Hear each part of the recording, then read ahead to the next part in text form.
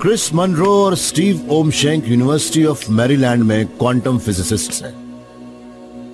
ये टेलीपोर्टेशन के पायनियर्स हैं। इनका काम है दो अलग अलग जगहों पर होने वाली घटनाओं को जोड़ना, जिनका आमतौर पर आपस में कोई कनेक्शन नहीं होता।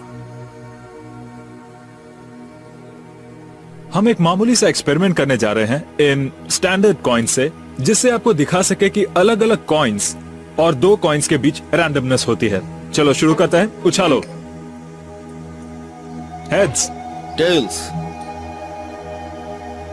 टेल्स। आप भी देख सकते हैं कि दो अलग अलग रेगुलर कॉइन से भी हमें उनके बीच बिल्कुल रैंडम रिजल्ट्स मिलते हैं। अगर क्रिस और स्टीव दो कॉइन्स को हर बार एक ही तरफ से गिराने में कामयाब हो गए, तो मतलब होगा कि एक कॉइन पर इंफॉर्मेशन टेलीपोर्ट करने में कामयाब हो गए हैं, वो चाहे हेड्स हो या टेल्स, और जगह ये हो या वो। ये तब एक बड़े ही अनोखे इफेक्ट क्वांटम एंटेंगलमेंट का इस्तेमाल कर सकते हैं, जो दो माइक्रोस्कोपिक ऑब्जेक्ट्स के बीच एक लिंक बना सकता है। जब कोई बम फटता है और उससे दो श्रापनल निकलते हैं, तो वो दोनों अपने अपने हिसाब से कहीं जाते हैं, एक दूसरे से बेअसर। अब मान लीजिए कि वो बम एक सब एटॉमिक वर्ल्ड है, उससे पार्टिकल्स के दो श्रापनल निकलते हैं, मगर यहाँ क्वांटम एंटेंगलमेंट की वजह से एक टुकड़ा उसी तरफ जाता है जहां दूसरा। अगर एक टुकड़ा क्लॉकवाइज घूम रहा है, तो हम कोशिश कर सकते हैं कि दूसरा काउंटर क्लॉकवाइज घूमे। अगर स्टीव और क्रिस के कॉइन्स एंटेंगल्ड हों, तो जब स्टीव हेड्स टॉस करते हैं, तब क्रिस टेल्स टॉस करेंगे। अगर स्टीव टेल्स टॉस करते हैं, तो क्रिस हेड्स टॉस करेंगे। तो भले ही कॉइन एक तरफ से गिर रहा है और ये पूरी तरह से रैंडम भी है, मगर इनके बीच एक कोरिलेशन है, और वही है एंटेंगलमेंट्स का डिफाइनिंग फीचर। फिजिसिस्ट्स करीब 20 साल से ज्यादा वक्त से एंटेंगलमेंट की मदद से मैटर को एक से दूसरी जगह पर टेलीपोर्ट करने की कोशिश कर रहे हैं। स्टीव और क्रिस पहली बार कामयाब हुए हैं। इन्होंने एक एलिमेंट के दो एटम से शुरुआत की थी, जिसे एटर्बियम कहते हैं। हमने ये एक्सपेरिमेंट दो ट्रैप्ड एटम्स के साथ शुरू किया था। वो टेबल्स पर दोनों किनारों पर रखे थे। ये एटम फील्ड्स के साथ इस तरह से लेविटेट कर रहे हैं जैसे एक लेविटेटेड ट्रेन करती है। ये एक वैक्यूम चेंबर है, इसलिए कुछ इन्हें छू नहीं पाता। ये पूरी तरह से आइसोलेशन में है, इससे बेहतर कुछ नहीं हो सकता। स्टीव और क्रिस ने माइक्रोवेव रेडिएशन की मदद से पहले एटम पर क्यूबिट्स नाम की क्वांटम इंफॉर्मेशन लिखी। ये क्यूबिट्स ही एटम्स के हेड्स या टेल बन गए। फिर हमने दोनों एटम्स को लाइट के फास्ट पल्स के साथ एक्साइट किया, और ऐसा करने से फोटोन एटम के इंटरनल स्टेट के साथ एंटेंगल होने की संभावना बढ़ जाती है। यहाँ फोटॉन्स मैसेंजर बन गए हैं, जो पूरी लैब में एटम्स की इंफॉर्मेशन पहुंचा रहे हैं। क्रिस और स्टीव हर एटम के फोटोन को एक ही टारगेट पर एम कर रहे हैं। जब वो मिलते हैं, तब एंटेंगल हो जाते हैं, और फिर उन दो एटम्स को भी एंटेंगल कर देते हैं जिनसे वो निकले हैं। दोनों एटम्स करीब भी नहीं थे, उन्होंने एक दूसरे को देखा भी नहीं था, मगर अब दोनों एटम्स जो एक दूसरे के दूर रखे थे, वो एंटेंगल हो चुके हैं और उस इंफॉर्मेशन को शेयर कर रहे हैं जो हमने पहले एटम पर लिखी थी। इसे ही क्वांटम टेलीपोर्टेशन कहते हैं, क्योंकि वो इंफॉर्मेशन असल में कहीं गई ही नहीं थी। उनके बीच कोई फिजिकल इंटरेक्शन हुआ ही नहीं। ये तो कमाल था उस एंटेंगलमेंट का, जिसकी वजह से हम ऐसा कर पाए। आइंस्टाइन ने इसे बहुत अच्छी तरह से डिस्क्राइब भी किया है। उन्होंने एंटेंगलमेंट को दूरी पर होने वाली एक डरावनी हरकत कहा था।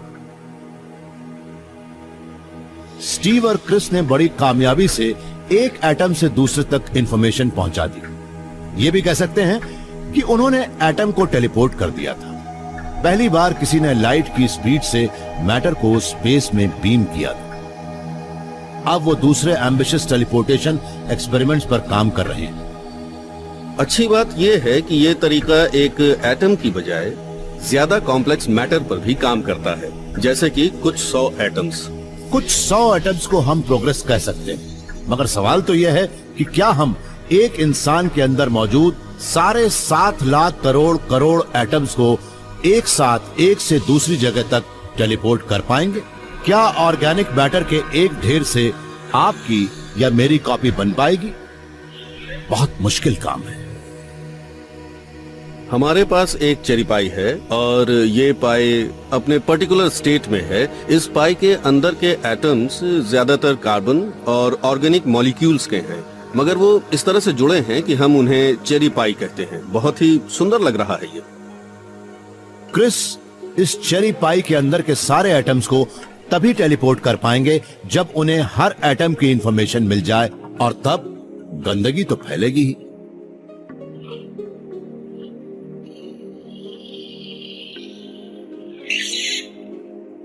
यहाँ मौजूद हर एटम उस चेरी पाई का रिप्रेजेंटेटिव है, मगर अब ये चेरी पाई नहीं लग रही। वजह यह है कि एटम्स सही तरीके से अरेंज्ड नहीं हैं। इस प्लेट में करोड़ों करोड़ करोड़ एटम्स हैं। अब आप अंदाजा लगाइए कि वो करोड़ों करोड़ करोड़ एटम्स किस तरह अरेंज्ड थे। वो संख्या इतनी बड़ी होगी कि उसे लिखने के लिए हमारा पूरा ब्रह्मांड भी छोटा पड़ जाएगा।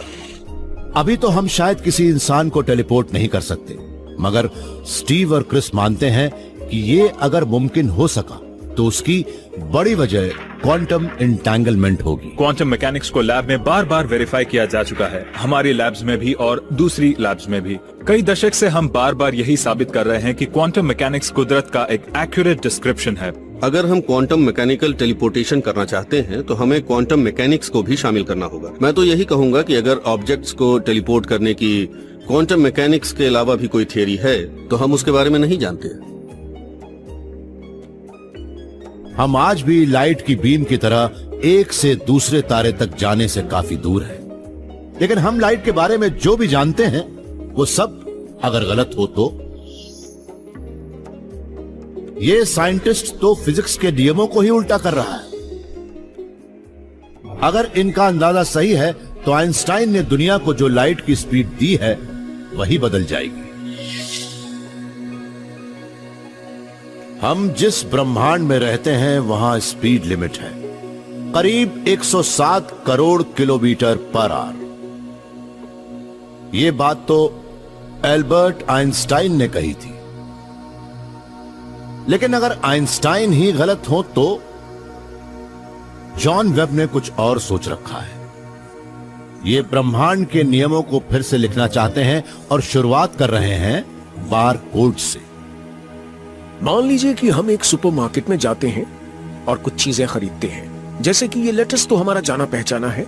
इस लेटस पर भी काफी इंफॉर्मेशन लिखी है, सब कुछ इसके पैकेट पर लिखा है। हम ये तो देख सकते हैं कि कुछ लिखा है, मगर वो सब इनकोडेड है और उसे वो लेजर ही पढ़ सकता है जो इसे स्कैन करने वाला है। जब कैशियर इसे स्कैन करता है तब वो लेजर बीम इस काली लाइंस के बीच के सफेद गैप्स को पढ़ती है और हमें इसकी कीमत पता लग जाती है। एक बारकोड के अंदर काफी इंफॉर्मेशन जमा होती है। John university of New South Wales में एक एस्ट्रोफिजिसिस्ट है। ये जिन बारकोड्स को पढ़ते हैं वो लेटेस्ट के किसी पैकेट पर नहीं बने, बल्कि दूर की गैलेक्सीज से आने वाली लाइट में छिपे। अगर उन गैलेक्सीज से आने वाली लाइट को एक रेनबो में बांट दिया जाए तो हम देखेंगे कि उसमें कई रंग गायब हैं।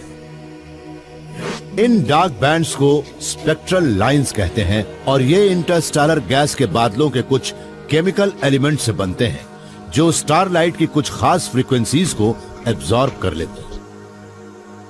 हमें इन स्पेक्ट्रल लाइंस से बहुत कुछ पता लग सकता है। उनकी पोजीशन से हम उन एलिमेंट्स को पहचान सकते हैं जिनकी वो खास फ्रीक्वेंसीज होती हैं।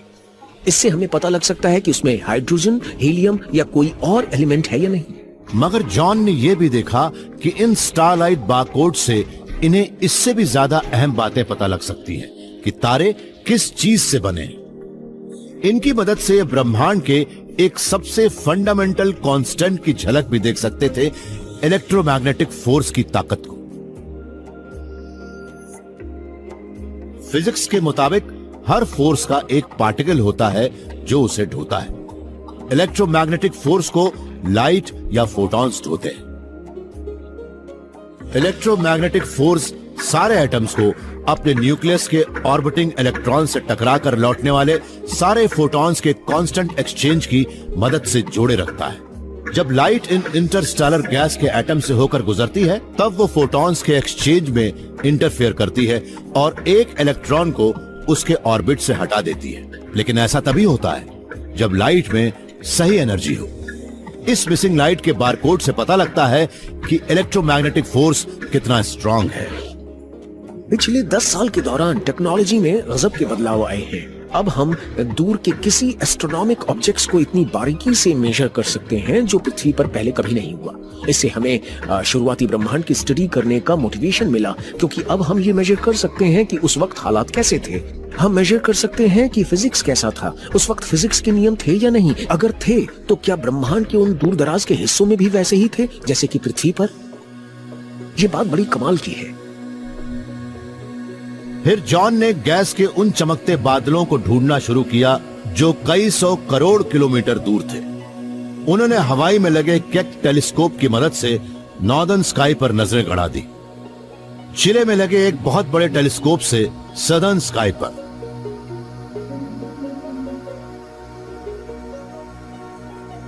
जब उन्होंने बार कोड्स को देखा तो उन्हें वो मिला जिसके बारे में सोचा भी नहीं था। अगर हम पृथ्वी पर बनी अपनी लेबोरेटरी से गैस के बादल को देखते हैं तो वो ऐसा नजर आता है, और जब हम इसे सदर्न हेमिस्फीयर में देखते हैं तो वो थोड़ा अलग होता है। ये लाइन स्पेक्ट्रम के लाल किनारे की ओर खिसक गई है और ये वाली लाइन स्पेक्ट्रम के नीले किनारे की ओर। इन स्पेक्ट्रल लाइंस की रिलेटिव स्पेसिंग में थोड़ा बदलाव है। ये सदर्न हेमिस्फीयर में थोड़ी अलग दिखती है। अगर हम अभी नॉर्दर्न हेमिस्फीयर में जाएं, आसमान के ठीक ऑपोजिट डायरेक्शन में, तो वहां देखेंगे कि ये लाइन दाईं ओर की बजाय बाईं ओर खिसकी है और ये लाइन बाईं ओर की बजाय दाईं ओर खिसकी है। इससे ये पैटर्न बिल्कुल अलग नजर आता है। ये वैसा ही होता है जैसे नशे में हम सुपरमार्केट में बार कोड देखें तो उसका पैटर्न थोड़ा अलग नजर आता है। इन बारकोड्स में इस तरह की शिफ्टिंग सिर्फ एक वजह से हो सकती है, वो जो नामुमकिन सी लगती है, फिजिक्स के एक बुनियादी नियम में बदलाव। जब हमने पहली बार उन नतीजों को देखा तो हमें भी लगा कि ऐसा नहीं हो सकता। हमने देखा कि जब हम आसमान के एक हिस्से में देखते हैं तब जैसे जैसे उसकी दूरी हमसे बढ़ती जाती है उसके इलेक्ट्रोमैग्नेटिक फोर्स की स्ट्रेंथ भी कम होती जाती है, मगर आसमान के दूसरे हिस्से में इसका ठीक उल्टा होता है। जैसे जैसे हम दूर जाते हैं इलेक्ट्रोमैग्नेटिज्म की स्ट्रेंथ वैसे वैसे बढ़ती जाती है। इलेक्ट्रोमैग्नेटिज्म वो फोर्स है जो लाइट से ट्रांसमिट होती है। ऐसे में अगर इलेक्ट्रोमैग्नेटिज्म की स्ट्रेंथ ही कांस्टेंट नहीं है तो मतलब है कि लाइट की प्रॉपर्टीज भी बदल रही हैं। अगर जॉन वेब सही है तो जाहिर है कि इन्होंने ब्रह्मांड के एक बुनियादी नियम को पलट दिया है। अगर उन इक्वेशंस में फिजिक्स के नियम एक बार अलग अलग होने लगे तब उन्हें फिर से लिखना पड़ेगा। तब हमें फिजिक्स के कुछ बुनियादी नियमों को दोबारा लिखना होगा नए सिरे से।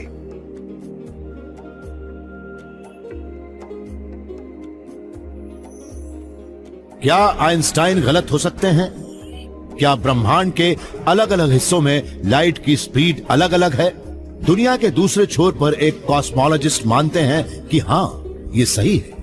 वो मानते हैं कि लाइट हमारी उम्मीद से कहीं ज्यादा तेजी से मूव कर सकती है और ब्रह्मांड में तारों तक पहुंचने के लिए सुपर हाईवेज भी।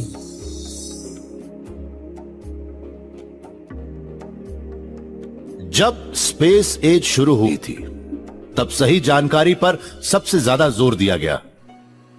तारों पर जाने वाले पहले इंसानों को भी यही करना पड़ा। वो एक बिल्कुल अनजान जगह पर जा रहे थे और शायद ये पहली बार हुआ कि उनकी स्पीड लाइट से भी ज्यादा तेज थी। थियोरेटिकल फिजिसिस्ट जोआओ मगेजो मानते हैं कि हमारे ब्रह्मांड में कई इलाके ऐसे हैं जहां लाइट से ज्यादा तेज स्पीड पर जाया जा सकता है। इसके लिए उन्होंने अपनी ये रेडिकल थियरी दी, क्योंकि इसके बिना वो ये नहीं समझा सकते थे कि ब्रह्मांड कैसा है। जब हम ब्रह्मांड को देखते हैं तो हर डायरेक्शन में सब कुछ एक जैसा नजर आता है। यह एक बड़ी समस्या है क्योंकि जब यह ब्रह्मांड बना था तब लाइट के आने जाने के लिए ज्यादा जगह ही नहीं थी, न वो ब्रह्मांड की खूबियां ही दिखा सकती थी, और इसे हम होमोजेनाइटी प्रॉब्लम कहते हैं। होमोजेनिटी प्रॉब्लम ये कहना सारी गैलेक्सीज और सारा मैटर पूरे ब्रह्मांड में फैला है, भले ही हम कहीं भी देखें, मगर ये कॉस्मोलॉजी की एक बहुत बड़ी पहेली है। समस्या ये है कि साइंटिस्ट्स ये नहीं मानते कि बिग बैंग के बाद मैटर को इतना वक्त मिला था कि वो पूरे ब्रह्मांड में बराबरी से फैल जाए। मान लीजिए कि बिग बैंग एक बड़ी पार्टी जैसा था। जैसे ही पार्टी शुरू हुई, सबको एक जैसी वाइन का गिलास मिल गया। मगर एक वेट्रेस को इतना वक्त कैसे मिला कि उसने सबको इतनी जल्दी वाइन का गिलास दे दिया? अगर वो लाइट की स्पीड से भी भागती है, तभी उसे इतना वक्त नहीं मिलेगा कि वो बिग बैंग के ब्रह्मांड की तरह सबके बिखरने से पहले सबके पास पहुंच जाए। ज्यादातर साइंटिस्ट इस समस्या को कॉस्मिक इन्फ्लेशन की थियरी से हल करते हैं। वो कहते हैं कि शुरुआत में तो कमरा काफी देर के लिए छोटा रहा, जिससे वेट्रेस को सबको ग्लास देने में देर नहीं लगी। फिर एक रहस्यमय मैग्नीफाइंग फोर्स ने कमरे को बड़ी तेजी से फैलाना शुरू किया। सबको ड्रिंक मिल गई और वेट्रेस को ज्यादा मेहनत भी नहीं करनी पड़ी। कॉस्मिक इन्फ्लेशन के मुताबिक ब्रह्मांड जब बना था, तब वो एक पिन के सिरे जितना छोटा था और सारी एनर्जी वहीं कंसंट्रेट हो रही थी। फिर शुरुआती ब्रह्मांड सेकंड के करोड़ करोड़ करोड़ करोड़वें भाग में दुगना हो गया और फिर लगातार बढ़ता ही चला गया। उस वक्त जो इनिशियल स्मूथनेस थी, वो काफी दूर दूर तक फैली और उसे ही हम आज देख रहे हैं। मगर इन्फ्लेशन को साबित ही किया जा सका है। युवाओं के पास इसका एक ऑल्टरनेटिव भी है, एक ऐसी चैलेंजिंग थियरी जो शायद ब्रह्मांड को हमारे बेहद करीब ला दे। अगर हम ब्रह्मांड के फैलने के रेट को बदलने की बजाय स्पीड लिमिट को, लाइट की स्पीड को ही बदल दें, तब क्या होगा? इसे ही हम varying speed of light theory कहते हैं। हमारी varying speed of light theory के मुताबिक वेट्रेस ने पार्टी यानी ब्रह्मांड की शुरुआत के वक्त तो सबको बड़ी तेजी से ग्लास दिए, फिर उसकी स्पीड कम होती गई और देर से आने वालों को यही लग रहा था कि उसने इतने कम वक्त में इतने बड़े ब्रह्मांड को कैसे सर्व कर लिया। युवाओं की थियरी भी होमोजेनाइटी प्रॉब्लम को उसी तरह से हल करती है जैसे कि कॉस्मिक इन्फ्लेशन, मगर यह भी आइंस्टाइन की सबसे बड़े नियम पर सवाल खड़े करती है। ये आइंस्टाइन की इस बात को पूरी तरह से गलत नहीं ठहराती कि लाइट की स्पीड ही स्पीड लिमिट है। हम तो सिर्फ ये कह रहे हैं कि ब्रह्मांड की उम्र के साथ लाइट की स्पीड भी बदली है। युवाओं की इस थियरी का मतलब है कि शायद हमें आज की कॉस्मिक स्पीड लिमिट को तोड़ने का मौका मिल जाए, क्योंकि ब्रह्मांड में कई ऐसी जगहें भी होंगी जहां आज भी लाइट की स्पीड ज्यादा तेज हो। इन जगहों को कॉस्मिक स्ट्रिंग्स कहते हैं। इस varying speed of light theory के मुताबिक ब्रह्मांड की शुरुआत में लाइट की स्पीड बहुत तेज थी और उन कॉस्मिक स्ट्रिंग्स में हो सकता है आज भी उसकी स्पीड ज्यादा ही है। इनका मतलब यह है कि ब्रह्मांड के शुरुआती पलों में स्पेस टाइम में छोटी छोटी दरारें बनी थी। उसके बाद से वो दरारें भी दूसरी चीजों की तरफ फैलती गईं और अब वो कई सौ करोड़ लाइट ईयर्स लंबी हैं। कॉस्मिक स्ट्रिंग्स शायद उन इलाकों में वो हाई स्पीड लाइंस हैं जहां लाइट सिर्फ रेंग सकती थी। आप कॉस्मिक स्ट्रिंग्स को लंदन की अंडरग्राउंड रेल जैसा भी कह सकते हैं। वहां बाहर तो स्पीड लिमिट है, मगर जमीन के नीचे कोई लिमिट नहीं है। कह सकते हैं कि सतह पर तो आइंस्टाइन की लिमिट ही नियम है, मगर जमीन के नीचे कॉस्मिक स्ट्रिंग में स्पीड की कोई लिमिट नहीं है। अगर हम एक स्पेसक्राफ्ट को कॉस्मिक स्ट्रिंग के आसपास के हाई स्पीड लिमिट वाले कॉरिडोर में डाल दें, तो पूरे ब्रह्मांड में तेजी से ट्रेवल करना मुमकिन हो जाएगा। कॉस्मिक स्ट्रिंग्स को हमें ढूंढना पड़ेगा और लाइट की स्पीड का वेरिएशन भी अभी सिर्फ एक थियरी ही है। मगर अब धीरे धीरे जोआओ मगेजो और जॉन वेब जैसे साइंटिस्ट्स आइंस्टाइन की कॉस्मिक स्पीड लिमिट पर सवाल खड़े करने लगे। आप शायद ये सोच रहे हो कि अगर वो स्पीड ब्रह्मांड में जगह जगह बदलती है तो क्या होगा, या कहीं वो शुरुआती ब्रह्मांड में अलग तो नहीं थी। अगर लाइट की स्पीड बदल रही है तो कहीं फिजिक्स की कुछ बातें आज के मुकाबले शुरुआती ब्रह्मांड में अलग तो नहीं थी। दुनिया भर के साइंटिस्ट्स आज नई टेक्नोलॉजीज को टेस्ट कर रहे हैं और फिजिक्स की गहराइयों में जाकर ब्रह्मांड के नए नियमों की खोज कर रहे हैं, ताकि हम पृथ्वी नाम के इस टापू से दूर जा सके। हमें अभी भी अपने ब्रह्मांड का नागरिक बनने के लिए काफी लंबा सफर तय करना है। तारे आज भी हमारी पहुंच से काफी दूर हैं। मगर साइंस यहां से आगे जहां भी जाए, हम उस फाइनल फ्रंटियर तक पहुंचने की अपनी उन उम्मीदों को नहीं छोड़ सकते।